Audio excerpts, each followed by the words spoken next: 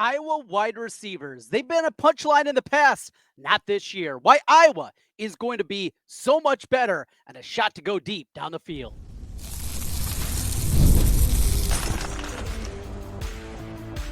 You are Locked On Hawkeyes, your daily podcast on the Iowa Hawkeyes. Part of the Locked On Podcast Network, your team every day. Hey, welcome in. I'm Trent Condon, and this is the Locked On Hawkeyes podcast. I've been covering the Hawkeyes for over 20 years on the radio here in the great state of Iowa, including currently on the Iowa Sports Radio Network. You can hear me each weekday from noon to 2 in Iowa City, Cedar Rapids, the Quad City, Sioux City, and our flagship 106.3 KXNO in Des Moines. You can also check us out on the iHeartRadio app. Just search Miller and Condon. Today's episode of the Locked On Hawkeyes podcast is brought to you by Monarch Money. Take control of your finances with Monarch Money. Use code LOCKEDONCollege at monarchmoney.com for 50% off your first year. It was a rough weekend for the Iowa baseball team with a regular season championship on the line. They get swept. We'll break it down a little bit later on. Plus, Tom Kakert's going to join us, a little bonus edition from late last week. Conversation with Tom Kakert from Hawkeye Report. The latest on Emily Rodriguez as she makes her commitment to Iowa. We'll have more time for that a little bit later on. But this is kind of a bonus episode through the weekend, and I'll get you into an episode on Monday that'll be coming your way with more information on Rodriguez. We'll dive a little bit deeper into the baseball, but today begins with a conversation talking about the wide receiver position at Iowa. And as we continue our breakdown position by position, we finish up one of our last spots that we kind of re-engage in and talk about is a spot that we ended up talking about quite a bit during spring football, and that's the wide receiver position. It's been a punchline. It's been a disappointment. Go back to a handful of years ago when Iowa was going through spring practice because of injuries and because of guys that had left the program. They're going through with 1-2 guys, scholarship wide receivers out there even running around. We saw players leave at the wide receiver position, guys that have moved on and had good careers, or guys that have moved on. Charlie Jones had the good ones, or not done a whole lot. There's been both sides of it. But in the end, it's been a weak spot. And it's been an incredibly bad spot overall for Iowa, really during the Kirk Ferentz tenure. And we can go through and we can point pieces that have been okay, good college guys. In the beginning, you go back to Mo Brown and C.J. Jones and what they had at the beginning. Obviously, Kevin Casper was part of the transition from the Hayden era into Kirk. And there's been bits and pieces. You know, Amir Smith-Marset was a nice wide receiver. DJK, with all his problems, was good. Marvin Nutt was outstanding. So there's been those stories at the wide receiver position. But what it has just continued to decline into here these last few years has been taking it to another level. Never great. And then you go to this level, and it's been bad. And that's the only way to do it. And I look at this group now, you have a bunch of guys that have resumes, guys that have proven it at the collegiate level. You start right there. The young talent that feels like there's guys that are going to be able to hit here. And you put it all together with an offensive coordinator in Tim Lester that you feel like he knows what he's doing. That there's an understanding. Chad Leistikow last week had a great article talking about the Shanahan offense and implementing it and being the only college program that is really going, diving head first into the Shanahan offense. And maybe this is something that is going to create an advantage for Iowa football. Now, let's be honest. If Iowa takes that next step this year, after going from the dregs that they were under Brian Ferentz to what they were a year ago, serviceable, still a passing game that was broken, but a running game that was fixed. And if in year number 2, Tim Lester is able to fix the passing part of this, that we see all of a sudden Mark Gronowski comes in and he has a 3,000-yard season through the air and throws for 25 touchdowns and 5 picks, something like that. If they're able to do that, look, Tim Lester is going to be wanted by a lot of programs, not just at the collegiate level. There's going to be, I believe, NFL teams that are going to be looking at him. Maybe not as a coordinator, but to bring him back. And a question that I got last week on the comments section on YouTube, and a shout out to you everydayers out there with us each and every day. Love reading through your comments that you have. Well, some more than others. You know where those come from. But ask me, Tim Lester, could he be the next Iowa head coach? And I think it's a fair question. In fact, a little bit later this week, we're going to have a mailbag edition. So if you're watching us on YouTube right now, hit that subscribe button, but also leave a comment. You got a question? We will do that later this week. We'll have a Q&A, a mailbag episode of Locked On Hawkeyes. But I thought it was a really good one because if Tim Lester really does that, people are talking about who the next head coach is going to be, who's going to be that next guy, going through list after list after list, guys with connections to the program, going outside the program. People want fresh blood. Everybody has their own opinion, right? But Tim Lester, first of all, I just like his personality. I like the way that he speaks, and that shouldn't be a huge prerequisite for being a head coach at the University of Iowa and the football program, the stability that comes along with it. Again, 2 coaches in 47 years. It's pretty good. But you throw in the fact that I think he's proven himself. He had success at Western Michigan, and doing it now at a program that has been struggling so much offensively, if he can do that. And it's a big if. Right, we're still talking about taking the final step. But let's take our final look through here, the wide receiver position, as we've done position by position going through. We're going to go here numerically. That's how we're going to do it. Start with number 0, Jarrett Bowie. Been banged up in spring, and that does leave you a little bit concerned. But for a guy last year as a redshirt freshman, I think you saw a little bit out of him, that guy can be and he just looks like a receiver, right? 6'1", 200 pounds. That's what you're looking for. Next up, Jacob Gill. He comes in last year from Northwestern. He came in late with Sullivan.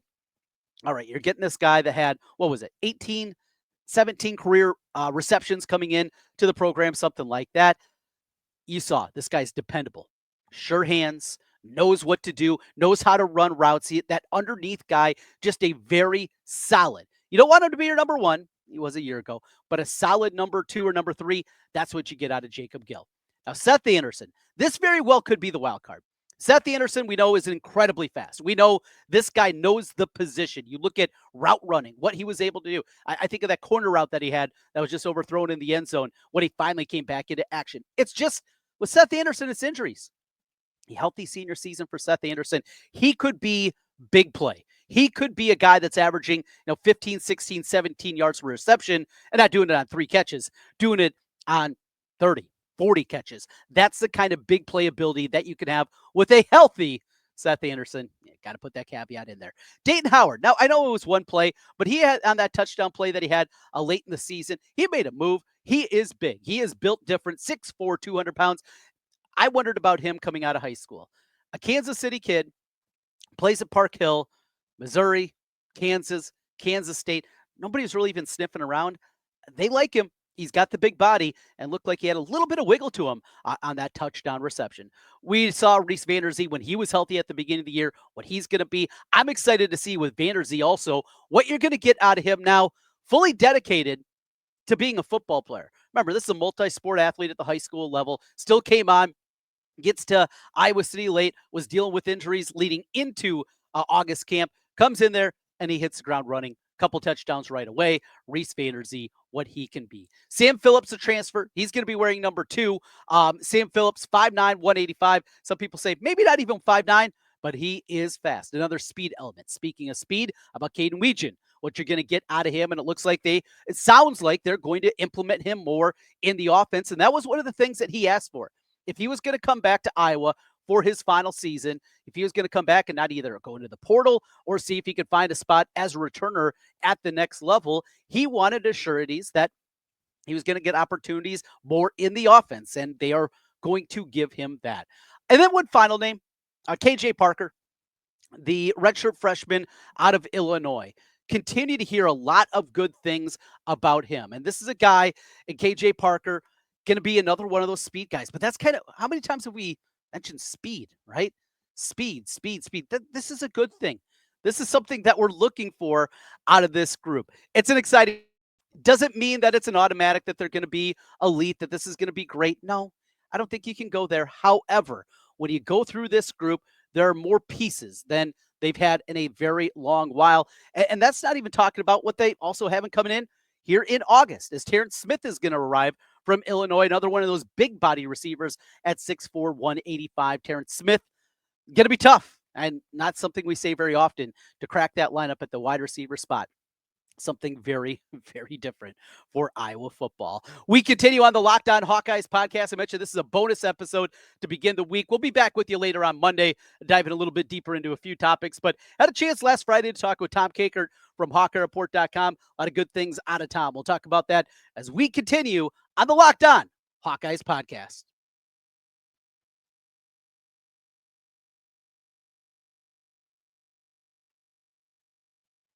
Ever check your bank account and wonder, where'd all my money go? Between dining out, online shopping, and entertainment, it's easy to lose track. That's where Monarch Money comes in, your personal CFO, giving you full visibility and control over your finances. Monarch Money isn't just a budgeting app. It's a complete financial command center. You can track all your accounts, investments, and spending in one place so you can stop managing your money and start building wealth. When I started using Monarch, we were realizing here at our house just how much we were spending on food delivery, and all those packages showing up on our front steps day after day after day. Now, as a family, we are budgeting smarter and saving more. Managing money with your partner is smoother than ever with Monarch Money. You can track shared and personal accounts, set goals, and stay on the same page without the stress. As a small business owner and being self-employed, that is a huge, huge help to us. Take control of your finances with Monarch Money. Use code LOCKEDONCollege at monarchmoney.com for 50% off your first year. That's monarchmoney.com with the code LOCKEDONCollege for half off your first year. monarchmoney.com.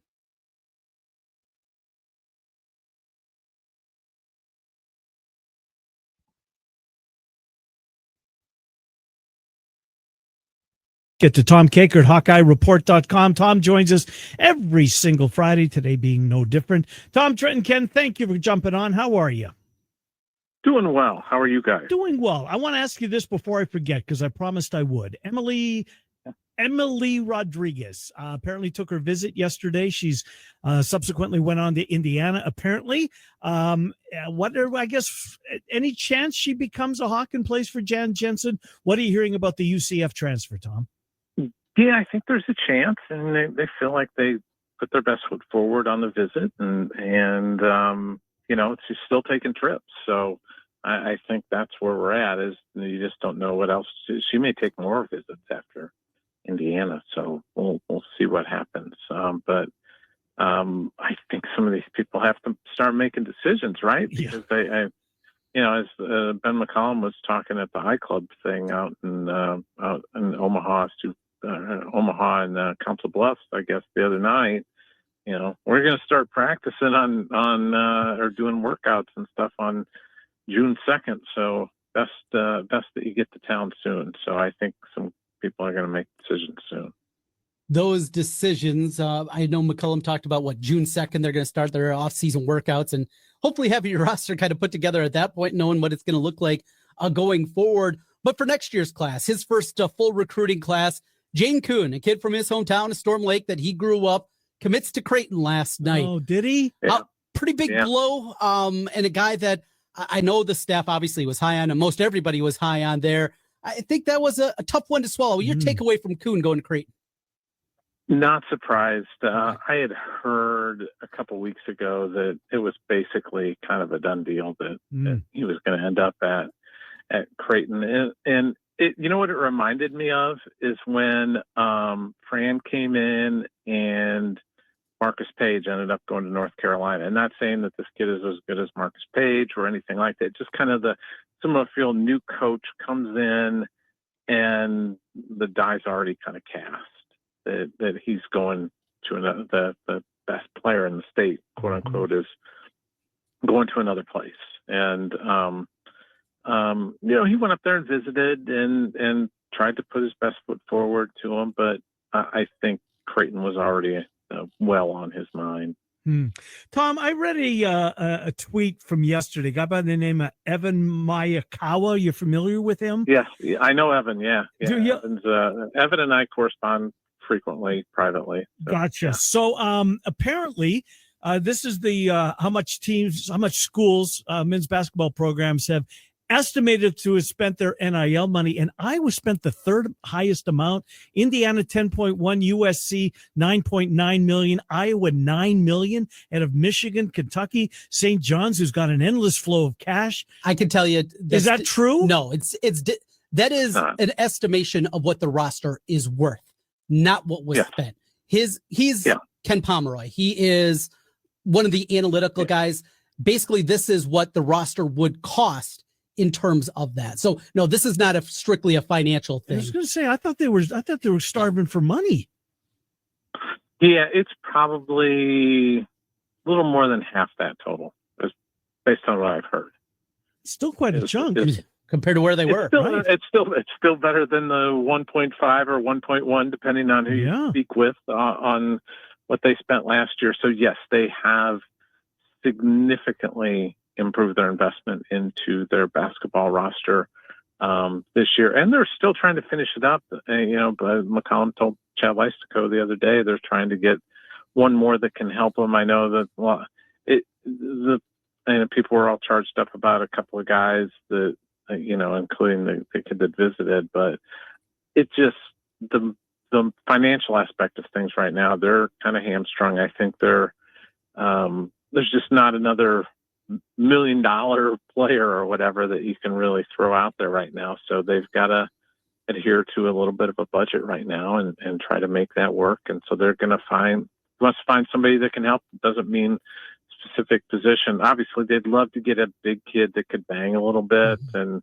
go up against Big Ten players. But if not, I know, I had Luke Barnwell, one of the assistants on my podcast the other day, and he's basically like, hey, we feel pretty good about the guys that we got, and that, a good majority of those players were part of a team that won 30 games, including 4 or 5 or whatever against Power 5 teams, something like that. So I want to jump into a little football with you. And we got camp season right around the corner. I will get a ton of commitments in the month of June, seemingly every year. That's kind of the way that it plays out. But I want to go to the class that's coming in. The guys that are either already on campus are going to be here in a couple of weeks. You can't say Yosei Epinesa because that's the easy one. Which one of the true freshmen do you think has a chance to not just maybe play some special teams, but maybe be a guy that gets past that 4 games and actually is out there on the field a little bit more? I'd always lean towards the guys that are already here in that case, like a CJ Bell or somebody like that. There's always a defensive back that ends up playing early on. And that's just sort of a thing that Phil has always done. And so I would throw Bell out there as a guy that, and it's a position of need right now, cornerback. I mean, there's a reason they went out and got the Barrows kid from South Dakota to add to the depth there. And I can see Bell coming along and working his way up the depth chart a little bit and being out there this fall. I read a piece, Chad Leistico, speaking of Leistico, caught up with Tim Lester. The Shanahan offense at Iowa, is it going to work? And apparently, he's somewhat of a trendsetter when it comes to that offense in the college game. Certainly, if it clicks, more people are going to follow because we know everybody copies everybody. But your thoughts on the Shanahan offense working at the University of Iowa? What does it potentially mean, Tom? Yeah, and I've talked to Tim about that before because he's like, hey, nobody runs this offense. Yeah, I wonder why. Offense in the college game, and it is odd because it is a very successful offense. Yeah, and it's the Shanahan offense has made it to the Super Bowl more than once. Hasn't won, but it's made its way there. So one would think that they would that people would like to copy it or use some aspects of it. But I think he's pretty excited about what he's got now because they've got more depth at receiver, and they've got I think a healthy and motivated quarterback that wants to go out and prove himself to everybody. So I'm really interested to see how this offense comes together, and provided that offensive line stays healthy or gets healthy or however you want to term it right now. But if they can get steady offensive line play, one of my bold predictions this year is that Iowa's going to average over 30 points a game. Put that Iowa. is going to do Wouldn't that. that be refreshing? Seth, Hey, how about if they have a guy who throws for just over 2,000 yards in the season, which Oh, hasn't my happened God. since Nate Stanley was slinging the Unbelievable. football. It's unbelievable, isn't it? It truly. What did Circa put out a few years ago for points? it was the drive for 325. The Yeah. drive for three- Yes. Unbelievable. 25 points per game. Yeah. And then they put it out again last year. Mm. And Iowa surpassed it. Yeah, last Tim year. Lester. Yes, absolutely. Hey, question for you on the recruiting front. So George Nahas, kid that saw a ton of his games at Dowling, was a walk-on at Iowa State. Now he's going to be a walk-on at Iowa.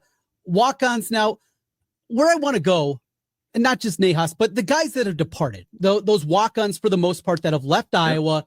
With Ferentz doing the right thing and giving him a chance.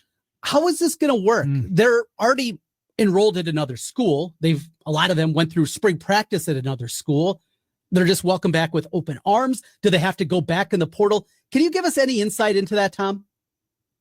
I just think all those guys have just moved on. Yeah. If they've moved on to another place, they've moved on. Like, my buddy, Rusty Van Wetziga, he's over at Central Michigan now, and that's just where he's at. And I think all these other guys. Now, is there a chance that somebody who still hasn't found a place that they bounce back onto the team? Yeah, I think there's potentially that. But I also think Iowa has kind of just capped themselves too. I think they've kind of gotten from the administration, hey, we're just going to go with 105. So let's stay with 105. And that's what I think what they're going to do is just play with 105 this year, because that's what they've allocated financially for it.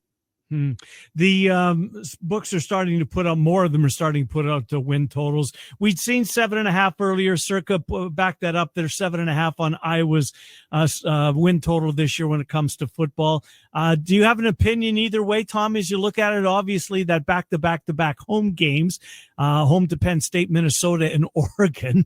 Yikes. Indiana before that at home. Your thoughts on 7.5 being the win total?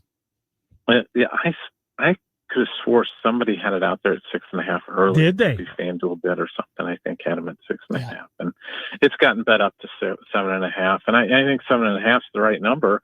It's plus money if you go over right now, over 7.5. So I think that's the side I would go with. But boy, it's a hard road to get to 8. Yeah. I'll say that it's they get Oregon and Penn State and Iowa City, but it's Oregon and Penn State. Right. Both going to probably be top 10 teams, I would think, maybe. Although I'm not sure how good Dante Moore is. That's going to be the quarterback at Oregon. I know he's really talented, but, he's not Dylan Gabriel in terms of experience and proven what he can do. So I know at UCLA when he was there for a year, all he did was throw interceptions. So, yeah, it's going to be, Penn State's going to be really good. And, they got to go to Ames, got to go to Wisconsin. I mean, there's some tough games. I think Rutgers arrows pointing up. Yeah. Got to go to Nebraska. Nebraska at the end. I think that they're going to be motivated to win for the second time in 10 years, something like that. All right, Miller and Con in our final segment, hour number 1. Mike Palm, VP of Operations. There he was. That was Tom Kakert from Hawkeye Report. Appreciate Tom, as always, for joining us and giving us an insight into some recruiting, a lot of football talk, and that win total at FanDuel. Iowa, a 7.5 number put up there. So if you think they're going to win 8 or more, you go over. You get plus money. You go the other side over on FanDuel. You think they're not going to reach the 8-win plateau. You go under that 7.5 number. We'll be talking about that more here in the coming days as we continue on the Locked On Hawkeyes podcast. A look at the Iowa baseball team, a disappointing weekend, and what the stage is now. What has to happen in Omaha if Iowa's going to be an NCAA tournament team? We'll talk about that as we continue Locked On Hawkeyes.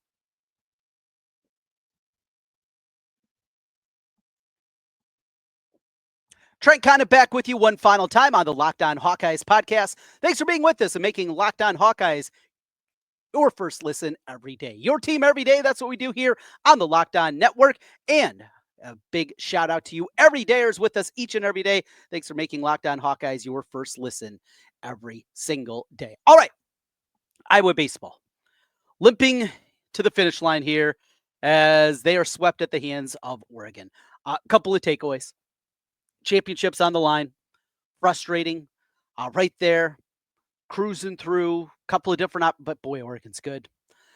Went back to, and I had some pushback from people because Iowa had leads in the games against Oregon State.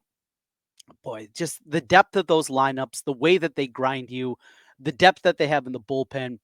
Those two teams are ranked highly for a reason. They're really good baseball teams. And I think we've seen here over these last couple of weeks, it was a great story. And it's not over, but it was a great story. But it was also aided by a Big Ten slate that wasn't overly daunting. You don't have to apologize for it, but it's the reality. Iowa did not have to face many of the heavyweights. And they got hot. That's going to happen in baseball too. Got that sweep against Michigan. That was great. Got some sweeps in a bunch of series this year. But when it came down to it, Oregon State, even to a lesser degree, Washington, these next tier teams, Iowa just wasn't good enough. Now, they got a sweep against Indiana, and now the Hoosiers are in their pod for the Big Ten tournament. We'll talk about this pod system a little bit more later in the week. We spoke of it last week with Kyle Huseman, also from Hawkeye Report, who joined us and dived in. But I want to give a shout out also to the fans that showed up at Dwayne Banks Field this weekend. Attendance records, great environment. It really popped on the television. You could see it was a great environment and great work out of you for making that happen. Those are the things that need to do. And Hawkeye fans, no surprise, showed up in a big way. So Iowa will be back in action on Wednesday against Rutgers, then on Friday against Indiana. That is the slate in their pool. Again, we'll dive a little bit deeper into those matchups, what it's going to look like, who Iowa's going to throw. A lot to talk about on that front, and we will do that here later in the week. But a frustrating end, certainly to the regular season for Iowa baseball. And now, as you take a look at it and where their place is, they finish with their NCAA tournament resume, 30-20-1, but their RPI now up to number 73, 1-8-1 in their last 10. Of course, 3 consecutive losses, the tie in there, not a good end. A couple injuries, definitely a part of that. It's baseball, and we'll see. Hey, they've caught lightning in a bottle over in Omaha before. They played well in the Big Ten tournament before, and they can do it again. It's got to start, though, getting off on the right track on Wednesday. We'll talk about that more, as mentioned, later on in the week. Want to talk some Iowa basketball and give you a minute's breakdown sometime this week. Mentioned also the mailbag episode coming up later on. Send your questions in. You can hit me up on Twitter at Trent Condon, or you can also do it on the YouTube side of things. Just hit us up in the comment section there with your questions, and we'll get to those later in the week. Thanks for being with us, and thanks for making Locked On Hawkeyes your first listen today. For your second listen, check out The Portal Show. Brian Smith has the latest rumors, portal entries, and signings. Be the most informed fan on the rapid changes to the college football landscape. Find The Portal on YouTube or wherever you listen to podcasts. Thanks for being with us. We'll talk to you again tomorrow. Until then, go Hawks.